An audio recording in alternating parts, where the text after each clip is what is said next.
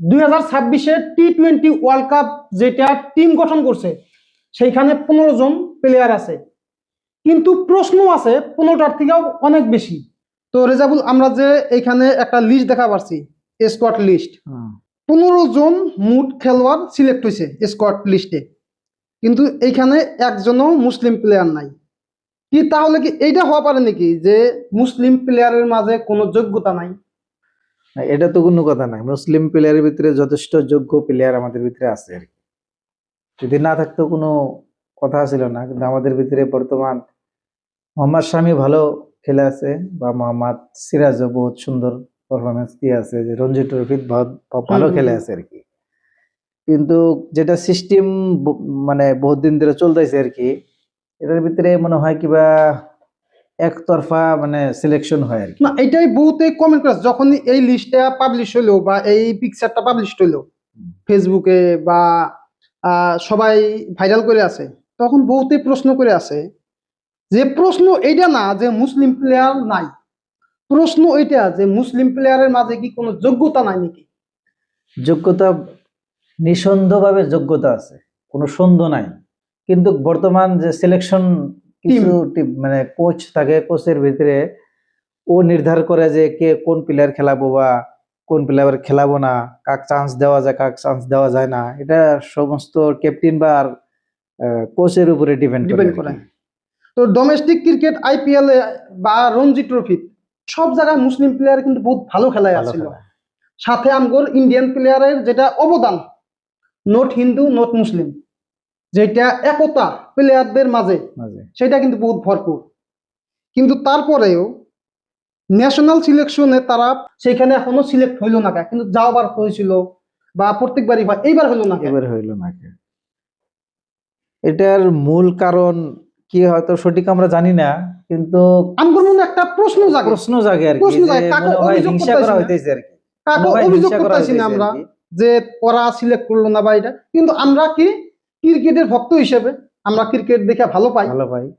আর আমগোর ভারতবর্ষে যখন ক্রিকেটের সিজন আসে ক্রিকেট খেলা, তখন কিন্তু সবাই আমরা উৎসব হিসাবে একটা দেখি, সবাই সবকিছু বন্ধ। এমনও কিছু দেখছি, আমার বহুত ফ্রেন্ড আছে ওয়াইফের থেকে গাল খায়, গার্লফ্রেন্ডের থেকে গাল খায়, কিন্তু ওদের একটা কথা যে ক্রিকেটের টাইমে ডিস্টার্ব করলে সুইসাইড, কিন্তু ক্রিকেট দেখা লাগবো আমার। আছে মানুষ, কিছু মানুষ আছে ক্রিকেটকে ভালোবাসে, কিন্তু আমি বহুত দিন থেকে ক্রিকেট খেলাই, মাঝখানে 2-1 বছর ধরে একদম ছেড়ে দিছি, কিন্তু আজকেও আমি মানে টুর্নামেন্ট একটা খেলা আসে ইনাইছি আর কি। মানে আমরা হিন্দু মুসলিম সব একলগে একটা টুর্নামেন্ট খেলা আছি বর্তমানে, এমপিএল বলে কয়, ন্যাশনাল একটা প্রিমিয়াম লিগ চলে আছে, আমরা হিন্দু মুসলিম একসাথে সুন্দর পরিবেশে আমরা খেলায় আজকে মানে 5টার দিকে আর কি আইছি আর কি। এই যে একটা কথা আছে না যে উল্টা পাল্টা ঘুরে ফিরে সেই একটা প্রশ্নই যে মুসলিমের ভিতরে কি কোনো যোগ্যতা আছিল না নাকি? বহুত প্লেয়ার আছে যোগ্য আছে, বা ইন্ডিয়ান টিমের জন্য মুসলিম প্লেয়ার বহুত ভালো ভালো পারফরমেন্স করে গেছে, আজহারউদ্দিন, মোহাম্মদ ইউসুফ পাঠান, ইরফান পাঠান, মোহাম্মদ জাহির খান, মোহাম্মদ শামি, মোহাম্মদ সিরাজ। মোহাম্মদ শামি মোহাম্মদ সিরাজ তো বর্তমান রানিং আছে, কিন্তু তারপরেও যোগ্যও আছে, মানে ওডিআই যেটা 50 ওভারের খেলা কয় আর কি, ডে নাইট, ওইটার ভিতরে ভালো একটা পারফরমেন্স দিয়ে আছে, কিন্তু সিলেকশন করতেছে না। তারপরে মোহাম্মদ শামি টেস্টও ভালো করে, ওডিআই ভালো করে, সিলেকশন নিতেছে না।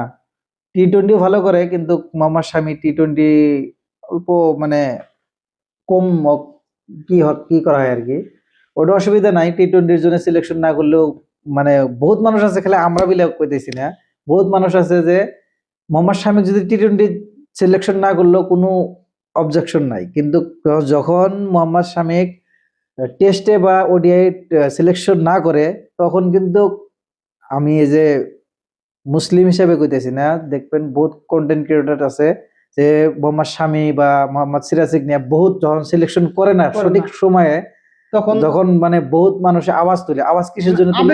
আবেগিক ভাবে যে এত ভালো প্লেয়ার, কিন্তু এটা মুসলিম হিসেবে না, বা ভালো প্লেয়ার হিসেবে মুসলমানে আওয়াজটা তোলে না, কিন্তু কিসে কারা তোলে? আমাদের হিন্দু ভাইরাই তোলে কিসের নিয়ে তোলে, ওর ভিতরে কোয়ালিটি আছে, Quality যোগ্যতা আছে, আছে। তার জন্যই কিন্তু তোলে। ব্ল্যাক প্লেয়ারের কথা তো কয় না, না কয় না। আরো তো মুসলিম প্লেয়ার আছে, ওদের কথা কয় না কে? মোহাম্মদ শামির ভিতরে কোয়ালিটি আছে। যেরকম 2024 না 25 ফার্স্টেই চ্যাম্পিয়ন ট্রফি হইলো, ওখানে মানে মোহাম্মদ সিরাজেক যখন সিলেকশনে, কোচে যখন সিলেকশন করে না, এটা নিয়ে বহুত মানে হাঙ্গামা হয়েছে যে মোহাম্মদ সিরাজেক কিসের জন্য করা হইলো না, এত ভালো আইপিএল এ ভালো পারফরমেন্স দিল, তারপরে সিলেকশন করা হইতেছে না, কারণ কি? যাই হোক, আমরা চ্যাম্পিয়ন ট্রফি জিতছি, কোনো অবজেকশন নাই, অবজেকশন নাই। কিন্তু যদি হারতাম বহুত বহুত মানে কন্ট্রোভার্সি হইতো আর কি। তো ফাইনালে একটা কথাই যে আমগোর এই যে যেটা খেলার সিস্টেম, সিলেকশন টিম বা কোচ হোক, এইসব মানুষে মুসলিম প্লেয়ারে সিলেকশন করে নাই, এইটা নিয়ে আফসোস নাই বা এটা নিয়ে আমরা দোষারোপও করি না। কিন্তু আমরা চাই কি, যারা ক্রিকেট ভক্তরা, হোক মুসলিম হোক হিন্দু বা যে কোনো কমিউনিটির বা যে কোনো ধর্মের মানুষ, আমরা একটা বস্তু চাই, কাকো দোষারোপ করি না, কিন্তু ফেয়ারলেস যেটা সিস্টেম ওটা চাই, যাতে এইটা ফিল না হয় যে আমগুন নিল ওয়াগেন নিল না, ওয়াগেন নিল আমগুন নিল না। এই ফেয়ারলেস ভাবটা আমগুর মনে থেকে দূর করার অল্প হলেও চিন্তা করা লাগছিল সিলেকশন টিম বা কোচের বা অন্য যারা যারা জড়িত এদের সাথে। ওইটাও এক কথা, যে কিন্তু যোগ্যতা না থাকলেও নেই, সিলেকশন করে নাই, কোনো অবজেকশন নাই, কিন্তু খালি এই সিস্টেমটা যে খালি মুসলিম প্লেয়ারের সাথে হয় সেটাও কিন্তু না। আরো প্লেয়ার আছে, যেরকম সঞ্জু স্যামসন আছে, বহুত বেস্ট পারফরমেন্স দেয়, কিন্তু পার্ট টাইম হিসেবে ইউজ করে। যখন একটা প্লেয়ার মানে ইনজার্ড হয়, তখন ওর জায়গায় রিপ্লেস হিসেবে সঞ্জু স্যামসন করে আর কি।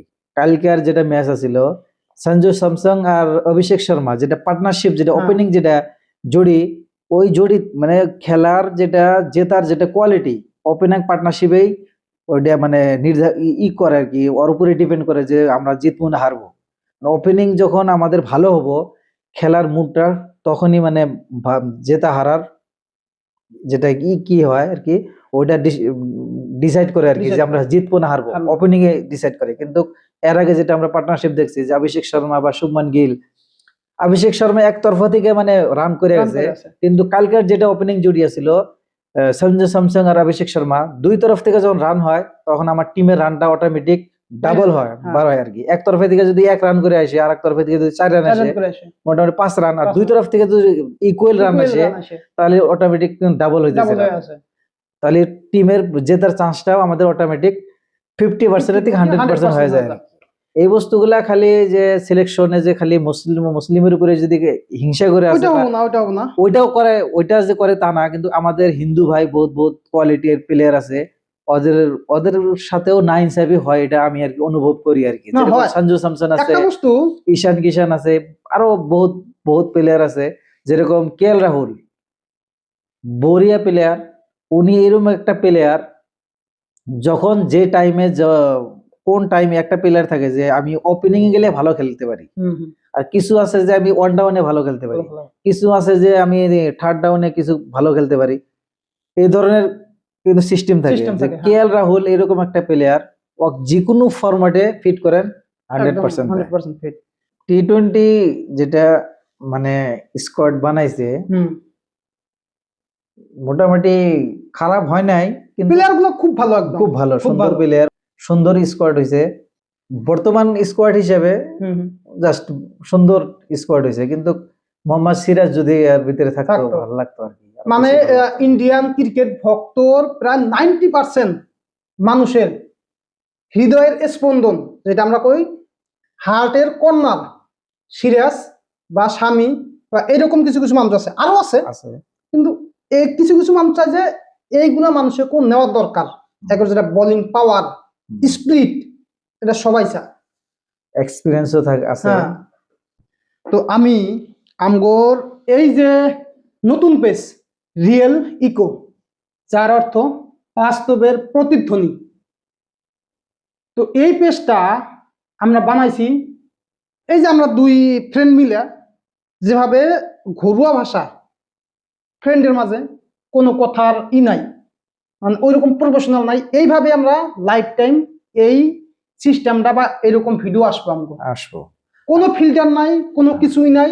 আর আপনাদের ভিতরে যদি কার ভিতরে যদি ওরকম কথা আছে যে আমি মানুষের ভিতরে আমার এই ভিতরকার কথাটা আমি মানুষের ভিতরে প্রচার করতে চাই, মানে আপনি যদি নিজে ভাবেন যে আমার এই কথা দ্বারা যদি এই কথাটা যদি কেউ মানে কার্যকরী করে বা আমাদের জাতির জন্য বা আমাদের দেশের জন্য বা আমাদের সমাজের জন্য কোনো ভালো হবো, যে আপনার ভিতরে কোয়ালিটি আছে, প্রতিভা আছে কথা কওয়ার, যদি সিস্টেম যদি আছে আমাদের জানাবেন, আপনাকে ওয়েলকাম, এখানে আসবেন, আমরা একসঙ্গে মিলে হুম। মানে আমাদের সমাজকে আমাদের দেশকে আসাম কিভাবে আসামকে কিভাবে আমরা আকবরায় নিয়ে বাড়ায় যাওয়া নিতে পারবে। পারি আর কি। কিন্তু জি। একটা বস্তু আসবেন না যে নিজের পার্সোনাল ফায়দার জন্য এখানে আসবেন না, এটা ফুললি রেস্ট্রিক্টেড। নিজের ফায়দার জন্য না, সমাজের ফায়দার জন্য আসবেন, হুম। দেশের ফায়দার জন্য আসবেন। আমগোর আসাম, আমগোর যেটা কলিজার টুকরা, তার জন্য আসবেন। আর আঙ্গের ভিতরে যদি কোনো মানে মানুষের ভিতরে ভুল হওয়া সম্ভব, যদি কোনো বস্তু মানে মানে ডেভেলপ করার যদি কোনো আপনাদের ভিতরে যদি পরামর্শ থাকে আঙ্গের দিবেন, সেটা দিবেন। আমরা মানে আমরা আঙ্গের যেটা কোয়ালিটি ডেভেলপ করার জন্য আমরা চেষ্টা করব। সুপরামর্শ কমেন্টেও দিতে পারেন, ফোন করেও দিতে পারেন। হুম। আপনারা আমাদের হেল্প করবেন, আমরাও যদি কিছু মোটিভেট কথা আপনাদের জানাইতে মানে পারি। জানাইতে পারি, বা আমাদের সমাজকে কিভাবে ডেভেলপ করা যায় বা আমাদের আসামকে যে কিভাবে, হয়তো আমরা পারবো না কিন্তু আমাদের কথার দ্বারা যদি কোনো হ্যাঁ। মানুষের করবো করে। আর কি। যে কোনো বস্তু যদি আমরা চেষ্টা করি, জিরো থেকেই শুরু করা লাগে, আমরা ওই চেষ্টার ভাবতেছি আর কি আকবারে যাবো। আপনারা যদি সহযোগিতা করেন ইনশাল্লাহ আমরাও আকবরে যাবো। আকবারে যাবো বলে আশা করি আর কি। তো আজকে এখানেই। কিন্তু শেষে আপনাদের প্রতি একটা প্রশ্ন, যে এই যে আমগোর ক্রিকেট টিমের সিলেকশন, এটা কি ফেয়ারলেস ভাবে হয়েছে, না কোনো একাকিত্ব ভাবে হয়েছে, বা ব্যক্তিগত ভাবে, না কোন সিস্টেমে, না ঠিকই আছে? এই প্রশ্নটা আপনাদের উপরে থাকলো।